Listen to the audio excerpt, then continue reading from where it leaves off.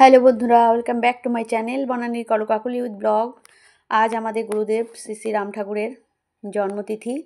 আমাদের বাড়ির সামনেই একটা ছোট মন্দির আছে, ওখানে আমরা গেছিলাম। ওখানে আমাদের বলেছিল যে আজকে পুজো আছে, আজকে আপনারা চলে আসবেন, তাই গেছিলাম সকালবেলা।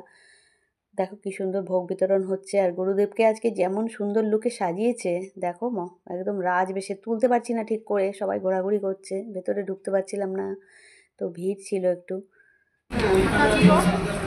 ওদেরকে রাজবেশে সাজিয়ে দিয়েছে। এখানে এক ভদ্রমহিলা দাঁড়িয়েছিল, তোলা যাচ্ছিল।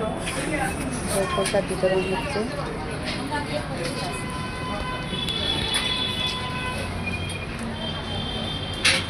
খিচুড়ি, লাবড়া তরকারি, আলু চাটনি, ভাজা, পায়েস, অনেক কিছু ছিল। একটু সরুন, এখানে ভোগ গ্রহণ করে এই যে ঠাকুরের রাজবেশটা একটু দর্শন করালাম তোমাদের। দেখো কিছুতেই লোক ফাঁকা হচ্ছে না, ওখানটা সামনে সবাই দাঁড়িয়ে যাচ্ছে খালি এসে। দিদি আমাকে হয়তো তুলে দিয়ে তো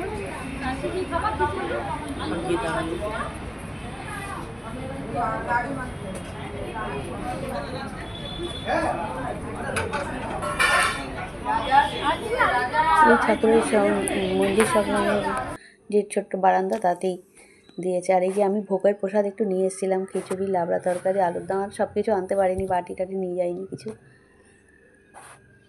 ভিডিওটা কেমন লাগলো? ভালো লাগলে পাশে থেকো, সবাই ভালো থেকো, সুস্থ থেকো, সাবধানে থেকো।